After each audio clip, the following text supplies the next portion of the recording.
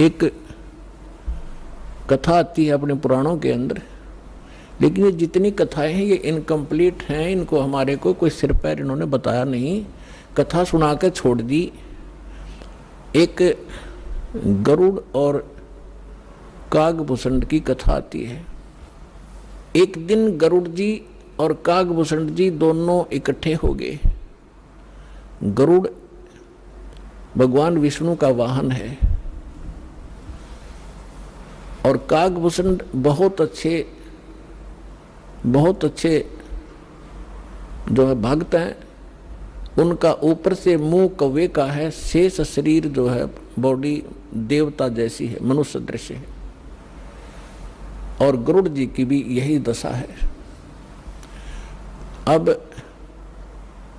एक दिन गरुड़ जी ने पूछा कि हे कागभूषण, आपके पास बैठकर मुझे बहुत शांति होती है और आप बहुत अच्छे भक्त हो, आपको ये सारी व्यवस्था कैसे प्राप्त हुई?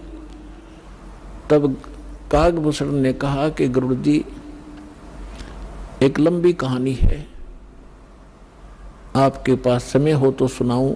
गरुड़ जी ने कहा कि सुना भाई। कागभूषण ने कहा कि एक समय मैं मानव शरीर प्राप्त था और मेरी 20 वर्ष की आयु थी, युवा था। एक भयंकर अकाल गिरा उस क्षेत्र में जहां हमारा परिवार रहता था। मेरा पूरा परिवार नष्ट हो गया भूख के कारण। टक्कर मार मार कर भाई बहन और माता पिता मर गए। मैं युवा था, शक्ति मेरे में ज्यादा थी उनसे। मैं कई दिन रोज तक भूख सहन करके जीवित रहा।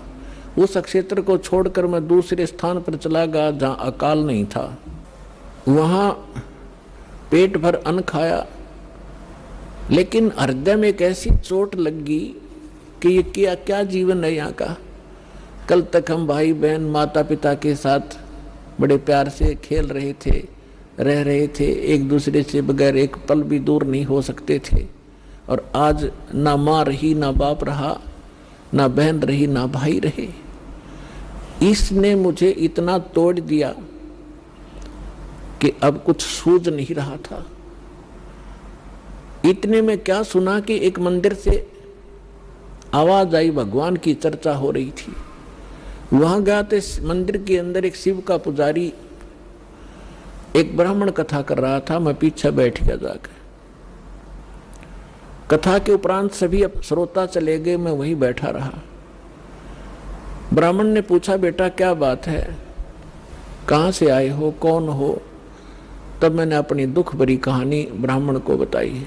पंडित बड़ा दयालु था, मुझे सीने से लगाया और कहा, बेटा यहाँ तो दुखों के पहाड़ ऐसे ही टूटते रहेंगे, आप भक्ति किया करो, भक्ति करो बेटा, भक्ति से भगवान सहारा देता है और मोक्ष हो जाता है।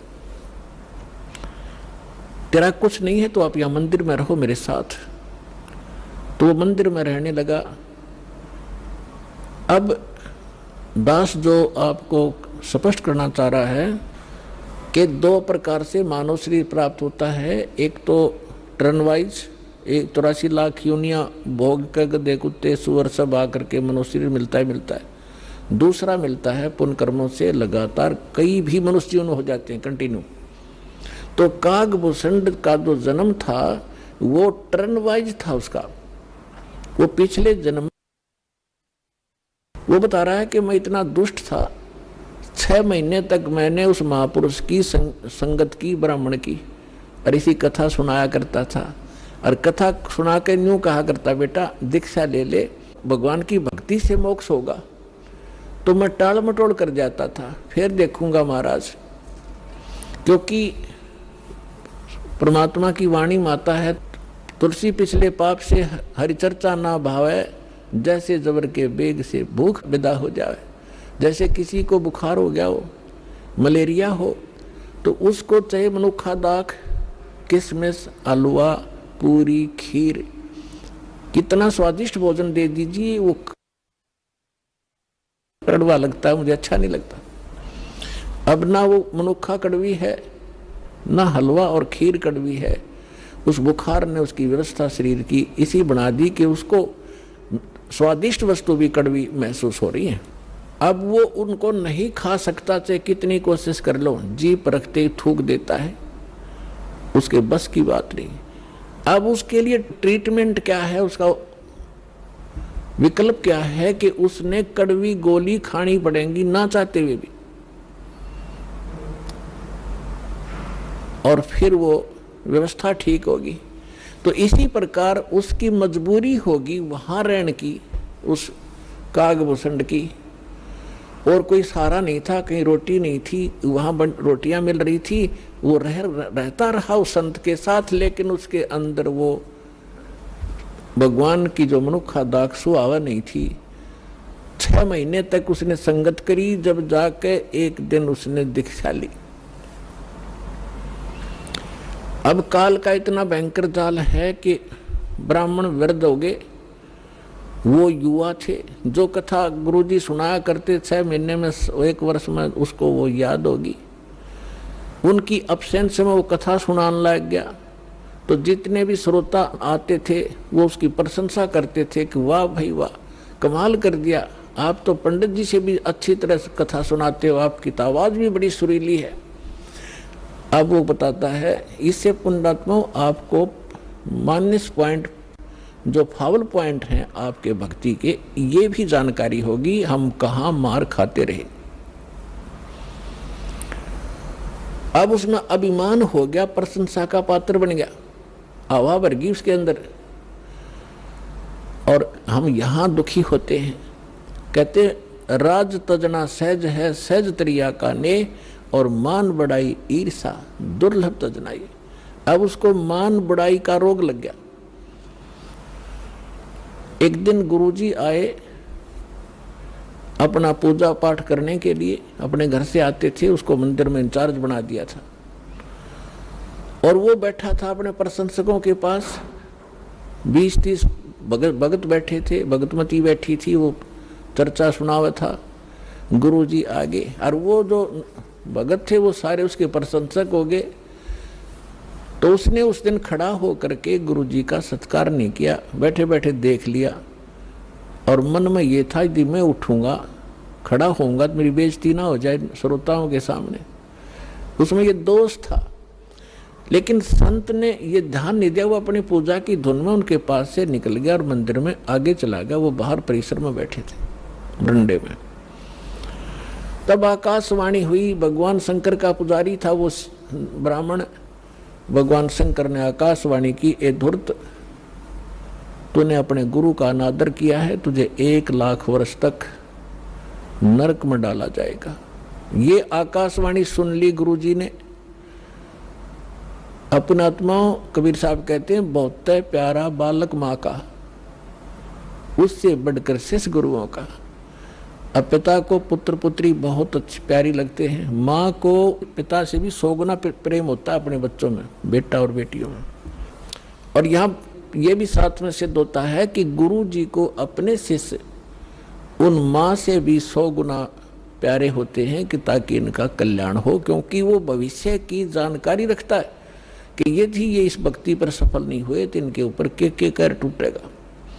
इसलिए उस भविष्य के दुख को जानकर आपको इतना प्यार देता है कि ये इस भक्ति पर जुड़े रहें, और कहीं इनका इतना मोह बनाता है कि कहीं ये डगमग ना हो जाए, इनका भविष्य नाश हो जाए, दुर्गति होगी इन बालकों की। फिर तो इस प्रकार उस संत ने आकर महात्मा ने कहा कि बेटा क्या गलती होगी, भगवान क्यों अक्षुब्ध हुए तुझसे? अरे अक्षमा याचना कर भगवान से। आप भी खड़े हो गए और उससे भी कहा, और कहा है भगवान बालक है, भूल पड़ गई होगी, आपका बच्चा है, अक्षमा करो, आप तो दयालु हो, आप तो कृपालु हो, महादेव हो। फिर आकाशवाणी की कि इसने अपने गुरु का अपमान किया है, ये मेरी बर्दाश्त से बाहर है। जब ये गुरु का आदर नहीं कर सकता तो मेरे लोक में आवेगा, यहाँ भी यो उस भस्मासुर जैसे काम करेगा। ऐसे दुष्ट को मैं कैसे एक्सेप्ट करूंगा? तो जैसा आज ये गुरु के प्रति इसका व्यवहार है, ऐसा ही मेरे प्रति होगा। पुण्यात्मा परमात्मा कहते हैं, गुरु मानुष कर जानते ते नर कहिए अंध, और होवे दुखी संसार में आग गई यम के फंद। परमात्मा आपकी ट्रायल लेता है कि ये थी इस दास के स्थान पर मैं होता तो ये सामने वाला मेरे साथ जैसा आज इसके साथ व्यवहार कर रहा है ऐसा ही मेरे साथ करता। इस प्रकार आप जी को इन सत्संगों के माध्यम से वो भक्ति नाशक पॉइंटों से भी आगाह कराया जाता है कि जिस कारण से आपकी भक्ति इन कारणों से नष्ट होती है। फिर भी उन्होंने बार बार प्रार्थना करने से शंकर भगवान ने कहा कि जो मेरे मुख से वचन निकल गया अब ये वापस नहीं हो सकता। इतना अवश्य कर दूंगा तेरे गुरु जी की प्रार्थना पर कि उस नरक के अंदर तुझे यम के दूत दुखी नहीं करेंगे, रहना पड़ेगा 1 लाख वर्ष तक नरक में ही, उसको मैं बाहर नहीं कर सकता। अब यहां परमात्मा कहते हैं मासा घटे ना तिल बध है, सतगुरु मेट कर ऊपर मारते मेघ। तो ये भगवान केवल उतना ही कर सकते हैं, इससे वो कम और ज्यादा नहीं कर सकते। जो उनकी किसी भी 3 ताप के कारण या प्रारब्ध के कारण जो भी उनको सुख या दुख है उतना ही मिलेगा। अब जैसे किसी मंत्री का मित्र हो कोई, उसकी सजा हो जाती है तो वो मंत्री उस सजा से मुक्त नहीं करा सकता, उसको जेल में तो रहना पड़ेगा, लेकिन उस मंत्री के प्रभाव से वहां के जेलर और कर्मचारी उसको कष्ट कति नहीं देंगे, ये अंडरस्टूड है, लेकिन रहना पड़ेगा जेल में ही। इस प्रकार कागभूषण बता रहे हैं कि मैं ऐसा नालायक था कि उससे पहले के आज मुझे पिछली इतिहास नजर आता है, क्योंकि मैं भक्ति पर हूं। मैंने असंख्य जन्म खो दिए थे, जो टर्न वाइज मुझे असंख्यों जन्म मनुष्य के मिले, लेकिन भक्ति मैंने किसी भी जन्म में बीज नहीं बोया भक्ति का, और उस जन्म में मेरा भक्ति का बीज बू गया। और वो बीज बोने का, भक्ति का बीज पड़ने का कारण मेरे परिवार का नाश होना था।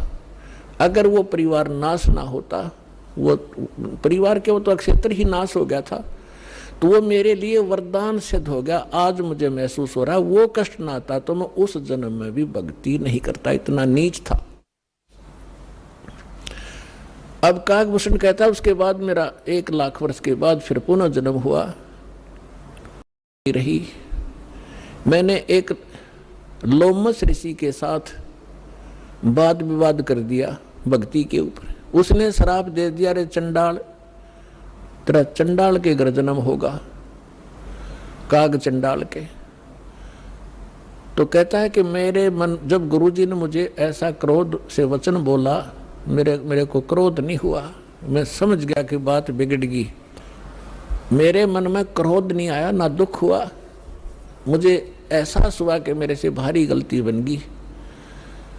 तो मैंने उनके तरफ करबद्ध होकर के हाथ जोड़ के ऐसे मायूस सा बनकर कहा कि हे ऋषि जी,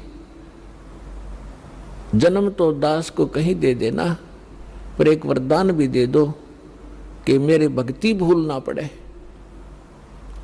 तो उसने कहा भाई ठीक है, तेरा जन्म तो होगा चंडाल का, लेकिन ये आशीर्वाद दे देता हूं कि तेरा याद बनी रहेगी भगवान की। तो फिर काग चंड के घर ये जिसका जन्म हुआ, पूरा इतिहास बता रखा परमात्मा ने अपने सूक्ष्म वेद में। ब्रह्मा जी का वाहन है हंस, उसकी हंसनी को ब्रह्मा जी की पत्नी सावित्री उसको गर्भ धारण कराने के लिए काग चंड के घर लेगी। उनके संयोग से फिर कागभूषण का जन्म हुआ। ऊपर से मुंह काग का है, नीचे शरीर देवताओं जैसा है। फिर ये कहता है कि गरुड़ जी उसके बाद जो नेक्स्ट जन्म मेरा चंडाल के घर हुआ कागभूषण नाम से, उस जीवन में मेरे भक्ति की जबरदस्त कसक बनी रही।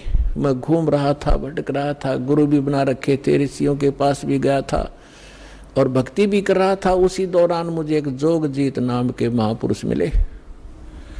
उन्होंने मुझे सतलोक और सचखंड और बहुत आगे की जानकारी दी, और उन्होंने मुझे एक ऐसा मंत्र दे रखा है, उसका जाप करता हूँ और मेरी बहुत लंबी उम्र उन्होंने बख्श दी है। तो पुण्यात्माओं, वो जोगजीत कौन थे? ये वो परमात्मा है कबीर साहब, हमारे परम पुरुष। ये भिन्न भिन्न रूप बना के, भिन्न भिन्न नामों से यहाँ आते हैं और अच्छी आत्माओं को मिलते हैं, उनको भक्ति से युक्त करते हैं। तो जो प्रसंग चल रहा था कि जैसे आप पूर्व जन्म के पुण्यकर्मी प्राणी हो, उनको मनुष्य जीवन मिला है, तो वो आज भी भक्ति की कसक आप में विद्यमान है, आप भटक रहे हो। और कुछ ऐसे व्यक्ति हैं एक ही घर में, एक तो इस ज्ञान को सुनते ही भाग लेता है और दूसरे को समझाने की चेष्टा करते हैं तो भी वो नहीं मानते हैं, विरोध करते हैं। तेने देवी देवता छोड़ दिए, तेने बैठा बैठा दिया है, देवता रुष्ट हो जाएंगे, ये हो जाएगा, नुकसान हो जाएगा, या वो भक्ति करते ही नहीं है। तो इसका कारण बताया परमात्मा ने। कबीर साहब कहते हैं, सठ दल दोनों दीन का, दिल में दोष न धार, सतगुरु का कोई एक है, यू काल का सब संसार।